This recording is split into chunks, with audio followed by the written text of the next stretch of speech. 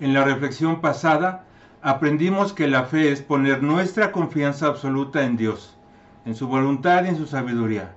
Y hemos tratado de vislumbrar muy brevemente a la Santísima Trinidad, descubriendo a Dios Padre, Dios Hijo y Dios Espíritu Santo, que son un solo Dios. Asimismo, que manifestamos nuestra fe cada ocasión que profesamos el credo. Mi nombre es Leonel Jiménez, quien les acompaña en la parroquia de la Santa Cruz, en este camino de maduración de la fe, en preparación a la recepción de los sacramentos de la iniciación cristiana a encargo de nuestro párroco. Bienvenidos. Cuando hablamos de la eternidad de Dios, señalamos que es estar fuera de los límites del tiempo y del espacio. Por tanto, fuera de la existencia de Dios no existirá nada sin su voluntad creadora. Es así como todo lo que existe fuera de Él ha sido hecho por Dios. El libro del Génesis, que significa origen, nos da un esbozo literario de la fuerza creadora de Dios. No es un libro científico, pero el relato de la creación no se opone al proceso de la formación de la vida que a poco hemos descubierto en la ciencia. Más allá de la formación de los reinos de la naturaleza, el Génesis destaca que las criaturas más perfectas hechas por Dios son los ángeles y los hombres. Reflexionemos en primer lugar sobre los ángeles.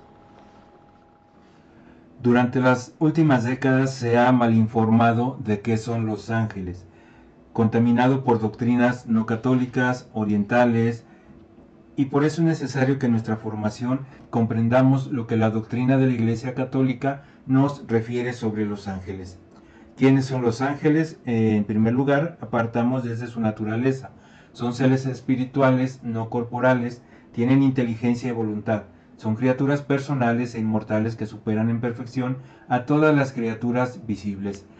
El Apocalipsis nos señala cuál es el número de los ángeles y nos dice: y miré y oí la voz de muchos ángeles alrededor del trono y de los seres vivientes y de los ancianos, y su número era millones de millones. ¿Cuáles son las funciones de los ángeles? El nombre de ángel indica su oficio. Con todo su ser, los ángeles son servidores y mensajeros de Dios. Desde la creación y a lo largo de toda la historia de la salvación, los encontramos anunciando esa salvación y sirviendo al designio divino de su realización. 9 coros son la jerarquía y se clasifican de acuerdo a su proximidad o a su intimidad con Dios. De esta manera, la clasificación de los ángeles la encontramos en una jerarquía suprema, que son los serafines, querubines y tronos. Una jerarquía media, que son las dominaciones, virtudes y potestades. Y la jerarquía inferior, que son los principados, arcángeles y ángeles. De aquí podemos destacar que 3 han sido los arcángeles que Dios nos ha revelado su existencia. Seguramente hay más, pero de quienes conocemos su nombre son el arcángel San Miguel. Él es el que arrojó del cielo a Lucifer y a los ángeles que le seguían, y quien mantiene la batalla contra Satanás y los demás demonios, para destruir su poder y ayudar a la iglesia militante a obtener la victoria final. El nombre de Miguel significa ¿quién como Dios? Su conducta y fidelidad nos debe invitar a reconocer siempre el señorío de Jesús y buscar en todo momento la gloria de Dios. Si se encuentran en un peligro o en alguna dificultad, lo mejor es solicitar la asistencia del arcángel San Miguel. El arcángel San Gabriel en hebreo significa Dios es fuerte o fortaleza de Dios. Aparece siempre como el mensajero de Yahvé para cumplir misiones especiales y como portador de buenas noticias. Por ejemplo, anunció a Zacarías el nacimiento de Juan el Bautista y a la Virgen María la encarnación del Hijo de Dios. Es muy sano solicitar su asistencia para conocer la voluntad de Dios. Por último, el arcángel San Rafael. Su nombre quiere decir medicina de Dios. Tiene un papel muy importante en la vida del profeta Tobías al mostrarle el camino a seguir y lo que tenía que hacer. Tobías obedeció en todo al arcángel San Rafael sin saber que era un mensajero de Dios. Él se encargó de presentar sus oraciones y obras buenas a Dios, dejándole como mensaje bendecir y alabar al Señor, hacer siempre el bien y no dejar de orar. Se le considera patrono de los viajeros por haber guiado a Tobías en sus viajes. Es patrono también de los médicos, de cuerpo y alma, por las curaciones que realizó en Tobit y Sara, el padre y la esposa de Tobías. También podemos invocar el auxilio del arcángel San Rafael cuando se nos presenta alguna enfermedad o cuando vamos a salir a algún viaje, en especial solicitándole que los méritos de nuestras acciones buenas y sinceras hechas en favor de nuestros hermanos, pues sean presentadas por el arcángel San Rafael ante el trono de Dios. Los ángeles custodios. Dios ha asignado a cada hombre un ángel para protegerle y facilitarle el camino de la salvación mientras está en este mundo. Son compañeros de viaje que siempre estarán al lado de cada uno de nosotros, en las buenas y en las malas, sin separarse ni un solo momento. Está a nuestro lado mientras trabajamos, descansamos, cuando nos divertimos y cuando rezamos, cuando le pedimos ayuda y cuando le olvidamos. Y lo más importante es que no se aparta de nosotros ni siquiera cuando perdemos la gracia de Dios por el pecado. Nos presta auxilio para enfrentar de mejor ánimo las dificultades y tentaciones de la vida diaria. Imagínense que el ángel custodio es un soldado gigante, enorme, pero no es para vigilarnos, sino por el contrario, cuidarnos, protegernos, guiarnos. Podemos pedirle cualquier favor, cualquier ayuda como intercesor ante la voluntad de Dios. Esto significa que es más fiel, más íntimo que cualquier amigo terrenal que ustedes puedan imaginar.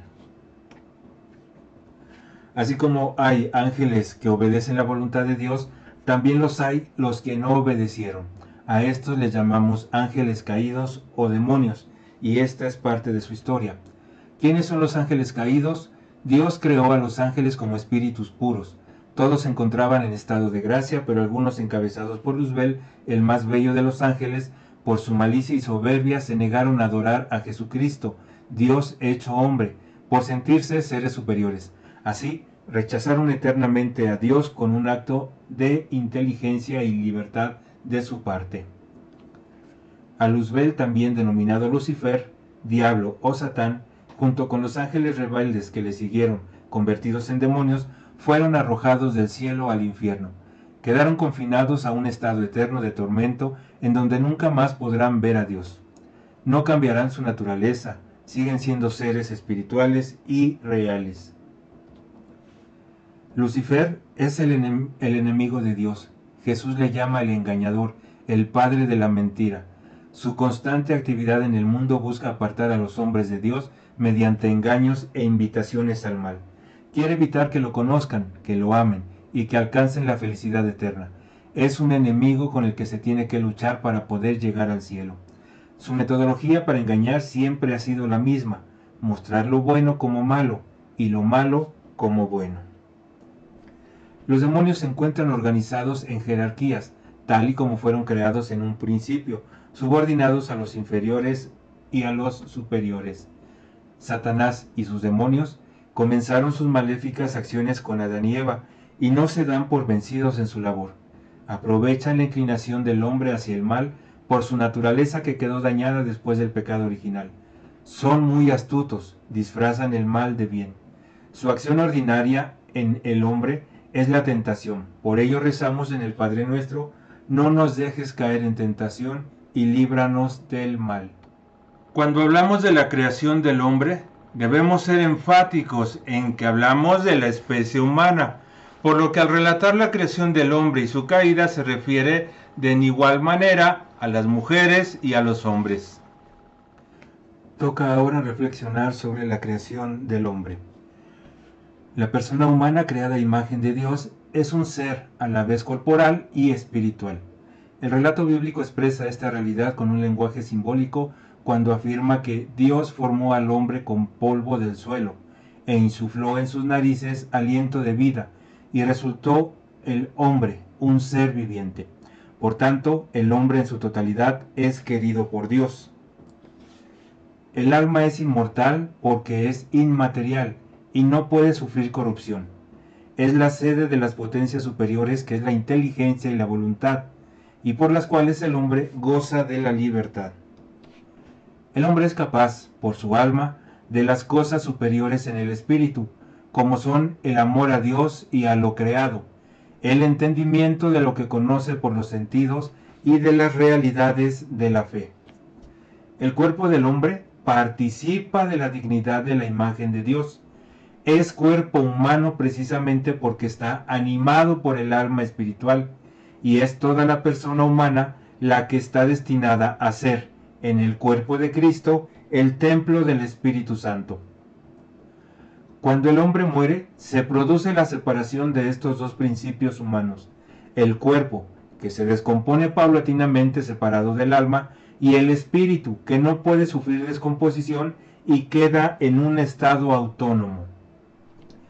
Cada hombre, después de morir, recibe en su alma inmortal su retribución eterna en un juicio particular que refiere su vida a Cristo, bien a través de una purificación, bien para entrar inmediatamente a la bienaventuranza del cielo, bien para condenarse inmediatamente para siempre. El primer hábitat que Dios dispensa al hombre es un jardín, un lugar especialmente adecuado y maravilloso para el disfrute de todo lo creado. Dios destinó a los primeros padres de la raza humana, y en ellos a todos los hombres y mujeres que vendrían a la felicidad.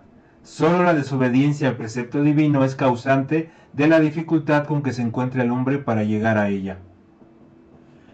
Es decir, el primer hombre fue no solamente creado bueno, sino también constituido en la amistad con su Creador y en armonía consigo mismo y con la creación en torno a él, amistad y armonía tales que no serán superadas más que por la gloria de la nueva creación en Cristo. Sin embargo, también el hombre ha caído. Constituido por Dios en la justicia, el hombre, sin embargo, persuadido por el maligno, abusó de su libertad desde el comienzo de la historia, levantándose contra Dios e intentando alcanzar su propio fin a la imagen de Dios. Por su pecado, Adán, en cuanto primer hombre, perdió la santidad y la justicia originales que había recibido de Dios, no solamente para él, sino para todos los humanos. Adán y Eva transmitieron a su descendencia la naturaleza humana herida por su primer pecado, privada por tanto de la santidad y la justicia originales. Esta privación es llamada pecado original. Como consecuencia del pecado original, la naturaleza humana quedó debilitada en sus fuerzas, sometida a la ignorancia, al sufrimiento y al dominio de la muerte, e inclinada al pecado. Esta inclinación se llama concupiscencia.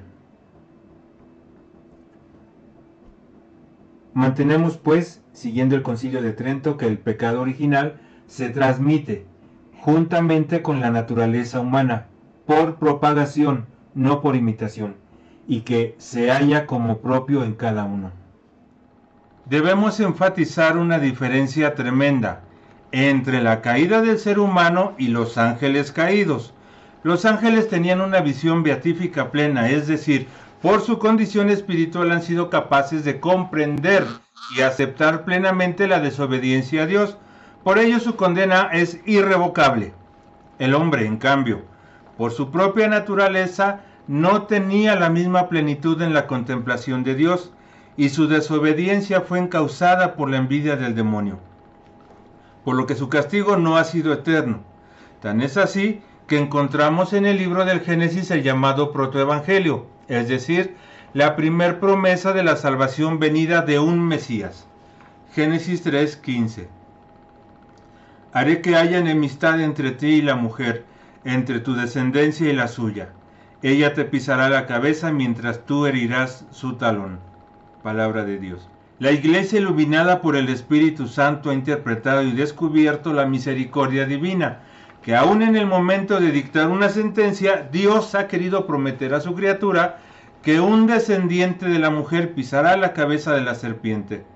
La mujer por excelencia no se refiere a Eva, madre de todos los vivientes, sino a la madre del Mesías, María Santísima, madre de Jesucristo. La descendencia que ha venido de ella es la que vence definitivamente el mal. Pero eso lo reflexionaremos en un próximo encuentro. Vemos pues el ejemplo de los ángeles caídos, que su definitivo rechazo a la presencia de Dios les ha traído por consecuencia la muerte eterna, es decir, la condenación. Toda vez que en nosotros aún no hay esa sentencia, sepamos aprovechar nuestro tiempo de vida para responder con un sí al hacer la voluntad divina, a trabajar para mantenernos en su presencia y caminar por medio de las enseñanzas evangélicas para recibir de manos de nuestro Señor Jesucristo la entrada a la vida eterna. Bendiciones.